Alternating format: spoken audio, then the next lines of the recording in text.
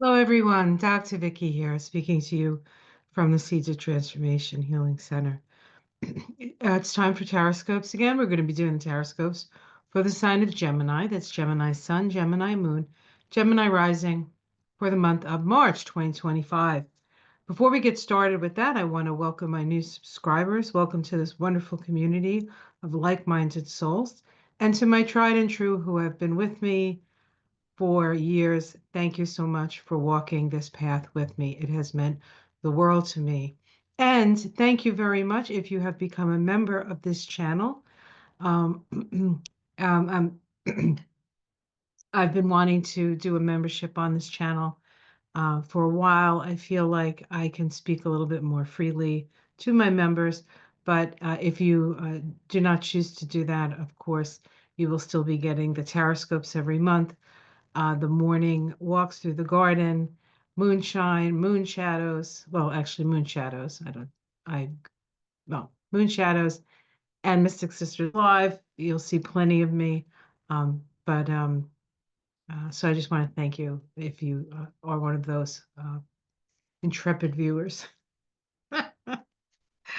Before we get into the specific astrology and reading for Gemini, I just want to go over a couple of things just in general about March. Now, March is the third month of the year, of course, and the card in the tarot associated with the three is the Empress. And so this can be a time of great abundance, great creativity. The Empress sits on the tree of life, right there on that green path that connects the black and the gray Sephiroth.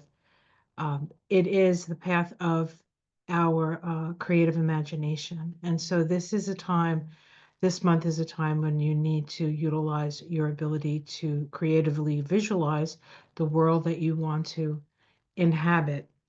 We are in a 9 universal year month, a universal year, and that is the Hermit card. Of course, 9 is the end of a cycle. So this is part of the energy of this year is to separate the wheat from the chaff. This is the universal year vibration. All year, every month, you will see me pull this card out. This is about shining your light. This is about sharing your wisdom. This is about healing. And then when we add these two vibrations together, we get the specific vibration for the month and year, March 2025. And we have the Hanged Man. And the Hanged Man is a card that reminds us to look at things from a different perspective. Look at things from a different perspective. Okay, so those are just general themes about around March from a numerological point of view. Now let's jump into the astrology for Gemini. All right, so Gemini. Um, of course, Gemini is a mutable air sign, as many of you Geminis know. Your mantra is I communicate, and your ruler is the planet Mercury. These are some of the major things happening this month for the month of March. The first being Venus stationing retrograde at 11 degrees of Aries. That happens right away. Venus here in Aries moving retrograde, and it will ingress back into Pisces. It will ingress back into Pisces.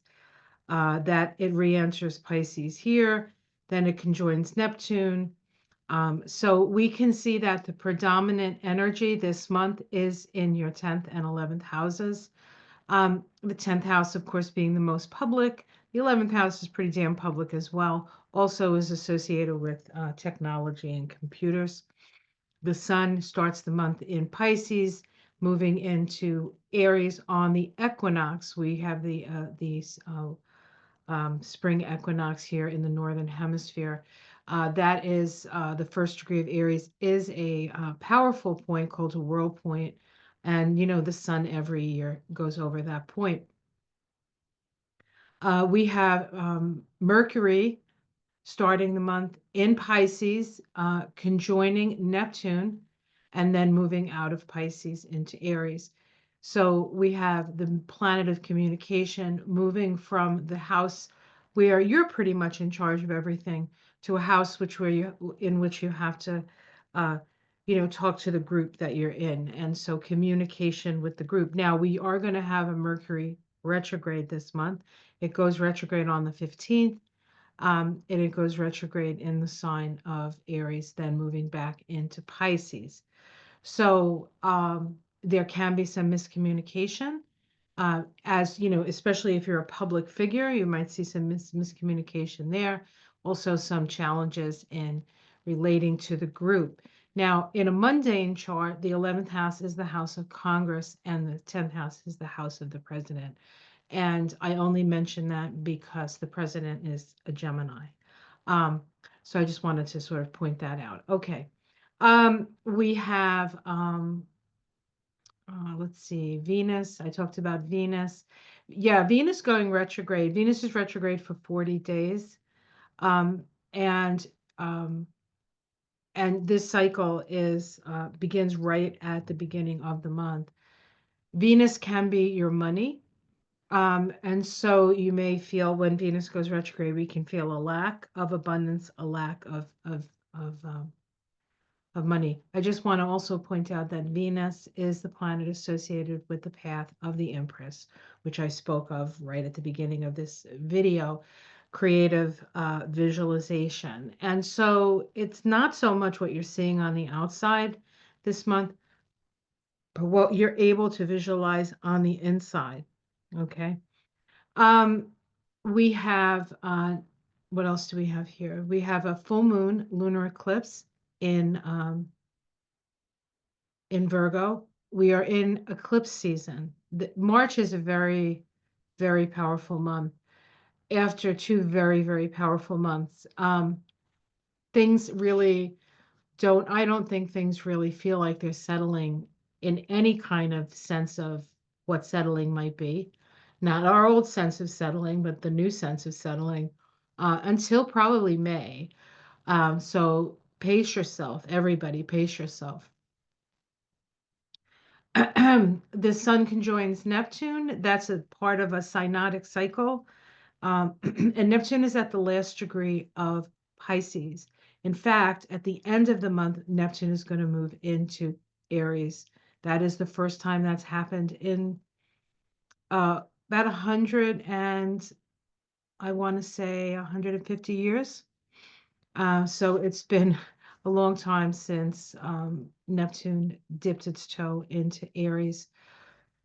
There is, as you can see, a lot of the energy of this month is around that Aries Pisces axis. Pisces is uh, the great cosmic sea from which all things emanate.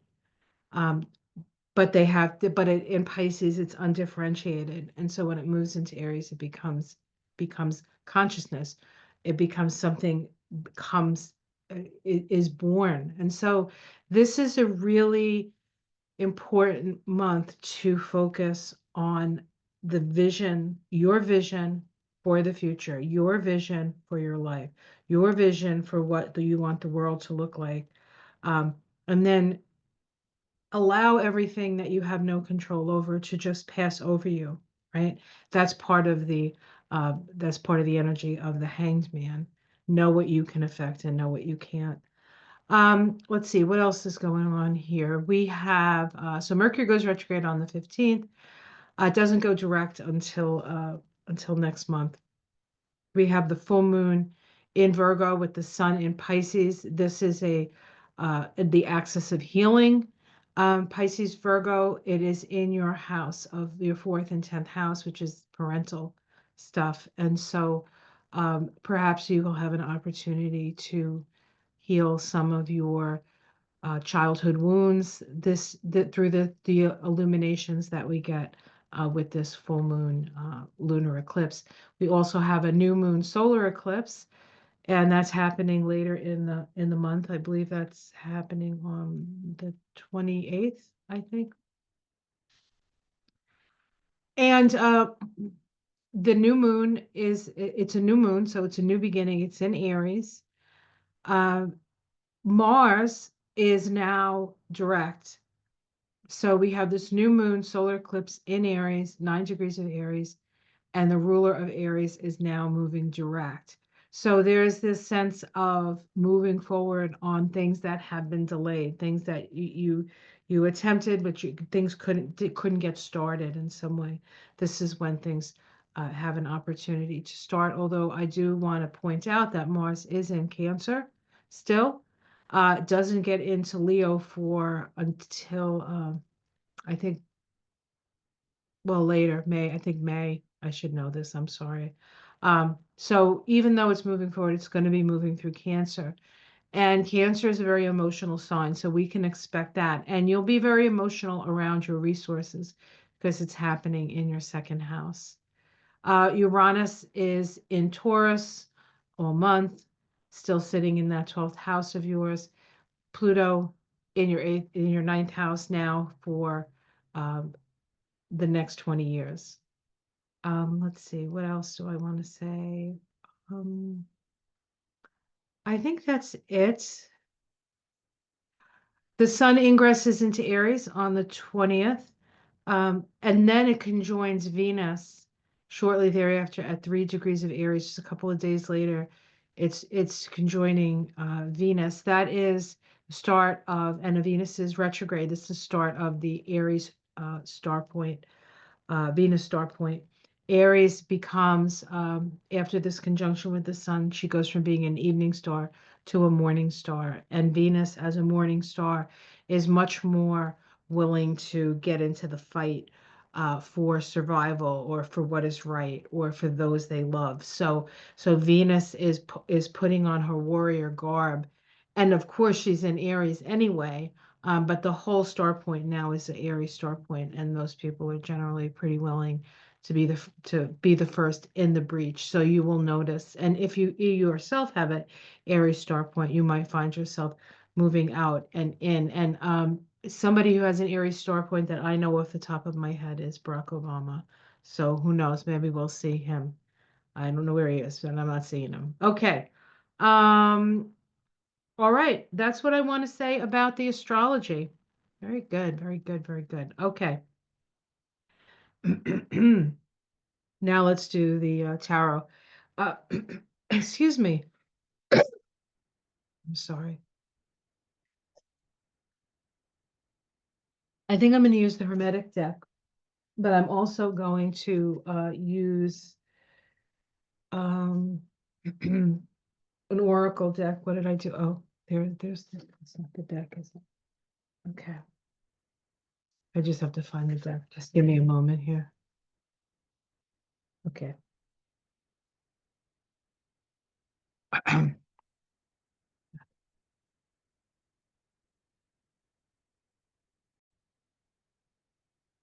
And I'm going to be using the Spirit Animal Oracle by Colette Baron Reed.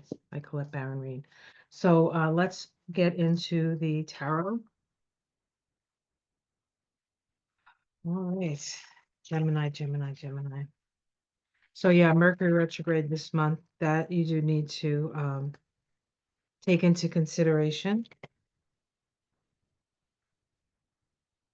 So while Mars is now moving forward, um, Mercury is moving backward, and Venus, and Venus. So issues around communication, issues around money are all going to be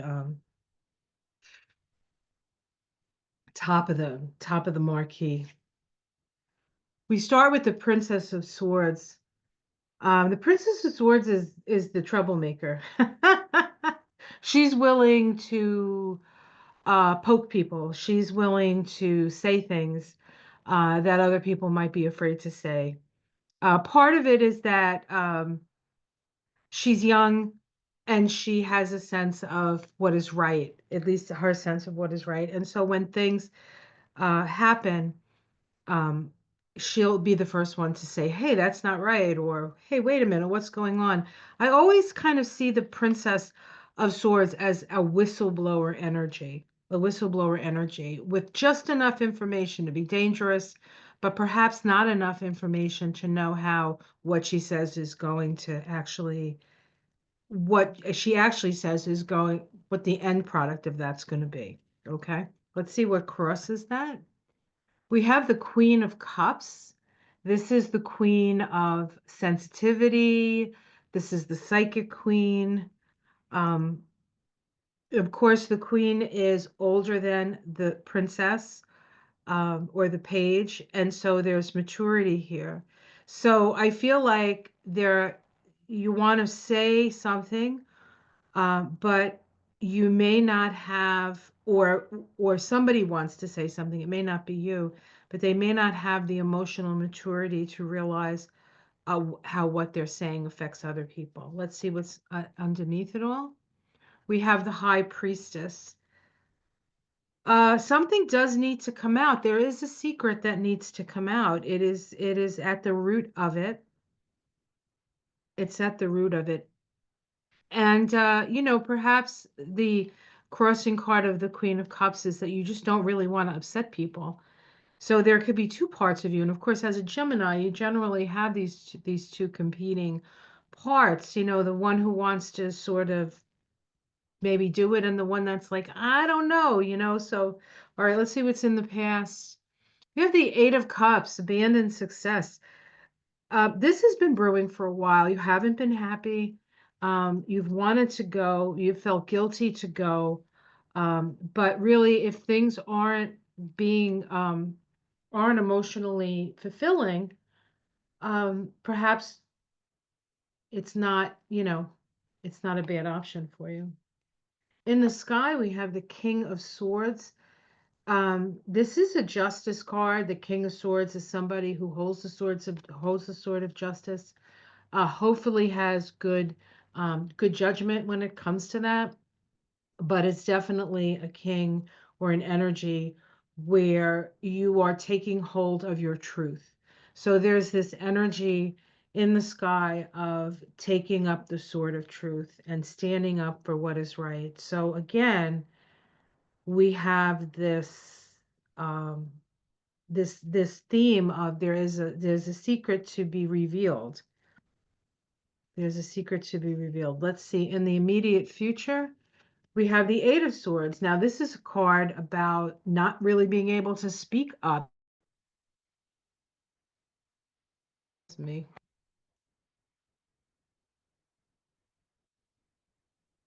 I know that's annoying. I apologize. Um, this is a Mercury card in the system that I use, the Eight of Swords. And so you may feel you have to be very careful about how you let the information out.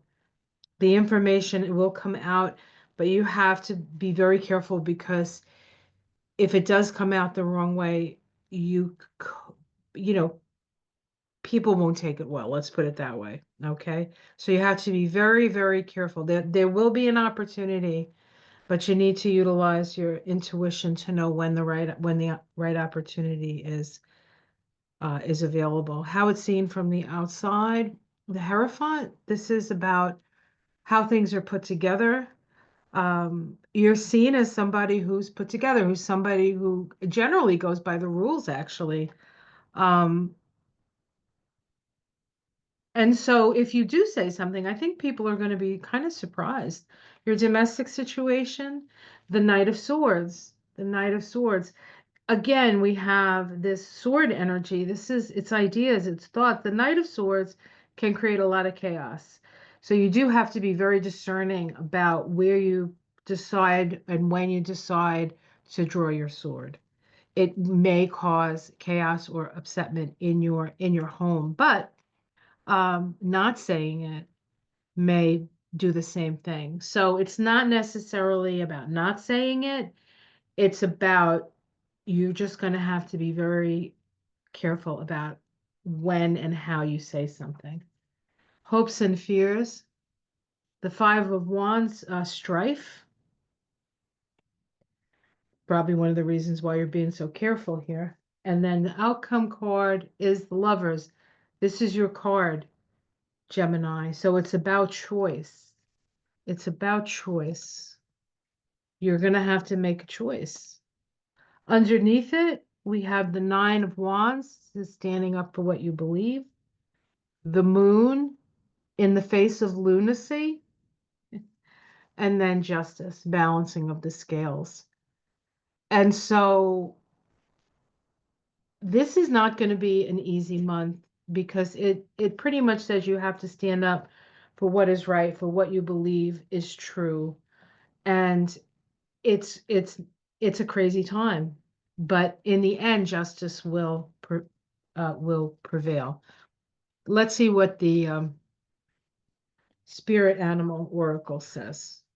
And as I read these, I'll read both the positive energy of the card and then the protective energy of the card um, for everybody. All right. Spirit animal oracle. What does Gemini need to know? What does Gemini need to know?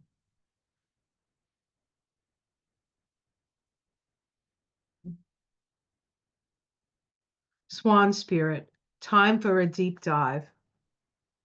Time for a deep dive. And that's pretty much the that's not that different from this card, right? Time for a deep dive. Okay, let's see what it says.